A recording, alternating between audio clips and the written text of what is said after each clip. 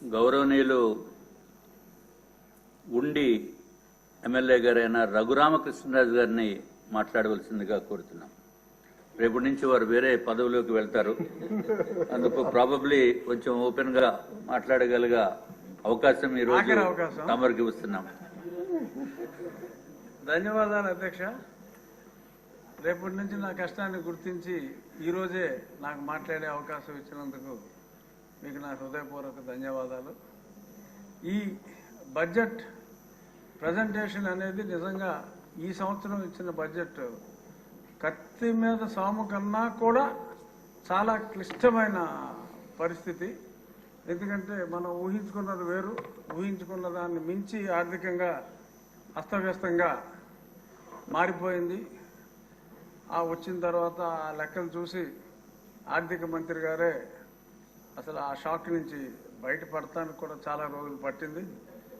ముఖ్యమంత్రి గారు కూడా ఇంత విధ్వంసం జరిగింది అనుకోలేదని చెప్పి 3 రోజుల గతంలో ప్రజెంటేషన్ అంతా కూడా ఎంత విధ్వంసం జరిగింది అన్నది చెప్పారు. అయినప్పటికీ కూడా మరి ఇప్పుడు ఆ బడ్జెట్ రిలీజ్ చేశారంటే అది ఒక్క చంద్రబాబు నాయుడు గారి వల్లే సాధ్యం.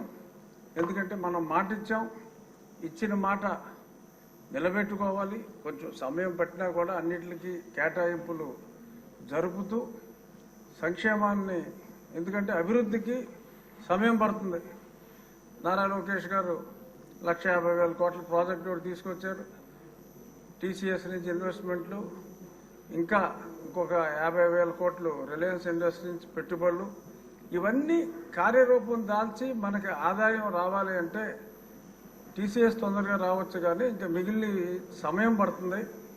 కానీ ఇక్కడ సంక్షేమాన్ని పక్కన పెట్టకుండా మరి రాబోయే రోజుల్లో వచ్చే అభివృద్ధి ఇది బ్యాలెన్స్ చేసుకుంటూ, అలాగే మరి గతంలో నేను ఢిల్లీలో కూర్చున్నప్పుడు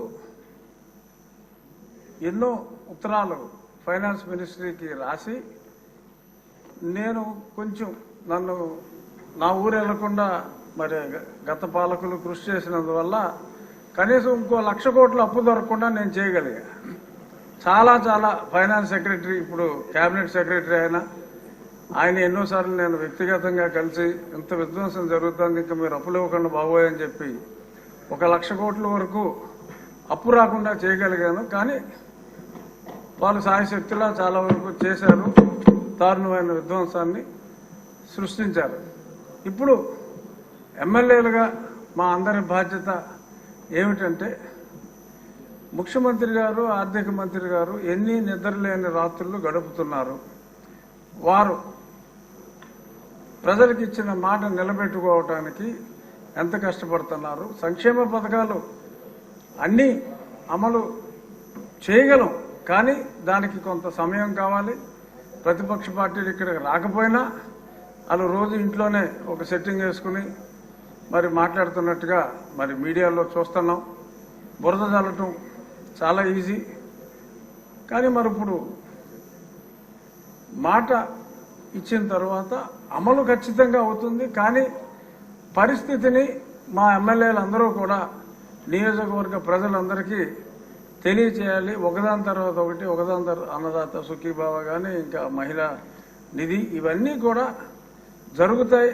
ఒకే 6 నెలల్లో అభివృద్ధి కొంచెం పట్టాలు ఎక్కించి స్టెప్ బై స్టెప్ అన్నవన్నీ చేస్తాము అన్న మెసేజ్ని ప్రజలందరికీ మా శాసనసభ్యులు ఖచ్చితంగా తెలియచేయాలి. ప్రజలు అర్థం చేసుకుంటారు. ఎందుకంటే ఇప్పుడు మనం ఎఫ్ఆర్బిఎం చట్టం అనేది 2003లో వచ్చింది.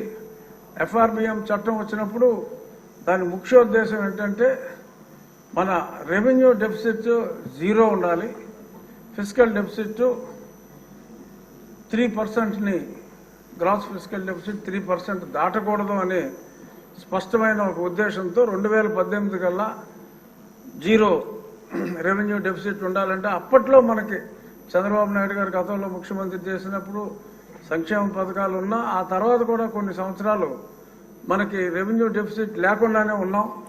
కానీ రాను రాను అలా తగ్గించాలరా బాబు, పైనుంచి 0 అంటే కింద నుంచి పైకి వెళ్లాల్సిన పరిస్థితి మనకు వచ్చింది.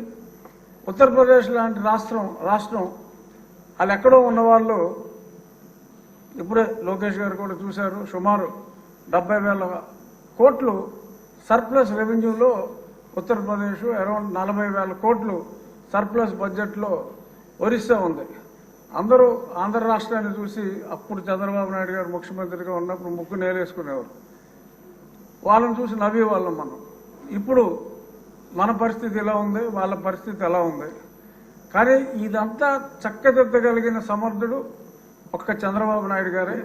కానీ వారికి మనం అందరం కూడా, ఎమ్మెల్యేలు అందరూ కూడా అండగా ఉండి ఈ కష్టాన్ని ప్రజలందరికీ కూడా తెలియజేసి రాబోయే రోజుల్లో తిరిగి ఉత్తరప్రదేశ్ని, అంటే ఉత్తరప్రదేశ్లో సంక్షేమం తక్కువ, మనం సంక్షేమం చేసినా కూడా అభివృద్ధి పదంలో నడిపించగలిగిన నాయకుడు మనకున్నాడు. కానీ సమయం పడుతుంది. రాబోయే రోజుల్లో ఒరిస్సాను మించి, ఉత్తరప్రదేశ్ను మించి FRBM దేనికైతే ఉద్దేశించారో అవన్నీ కూడా లిమిట్స్లో ఉండేలాగా చంద్రబాబు నాయుడు గారి నాయకత్వంలో మనం అందరం ఈ 5 ఏళ్లు గడిచేటప్పటికి సర్ప్లస్కి వెళ్లే విధంగా నడిపిస్తారు. ఆయనకి మరి పయ్యావుల కేశవ్ గారు, ఆర్థిక మంత్రి గారు కూడా ఉన్నారు.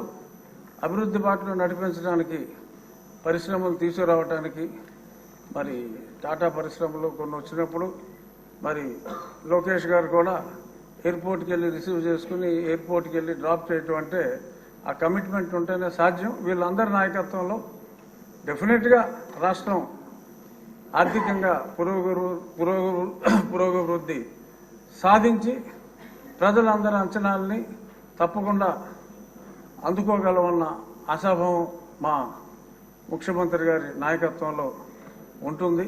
కూటమి నాయకత్వంలో, మీరు సీరియస్ అవుతారు, కూటమి నాయకత్వంలో పవన్ కళ్యాణ్ గారు, భారతీయ జనతా పార్టీ కూటమి నాయకత్వంలో ఖచ్చితంగా అభివృద్ధి వైపు పరుగులు తీస్తామని చెప్తూ చంద్రబాబు నాయుడు గారి నాయకత్వంలో మరింత ముందుకు సాగి పునర్వైభవం ఫర్ ఆంధ్రప్రదేశ్ వస్తుంది అని విశ్వసిస్తూ నాకు ఈ అవకాశం గుర్తు చేసి మరీ ఇచ్చినందుకు థ్యాంక్ యూ. ధన్యవాదములు. మీరు పడిన కష్టాలన్నింటినీ కూడా అందరూ కూడా గుర్తించారు.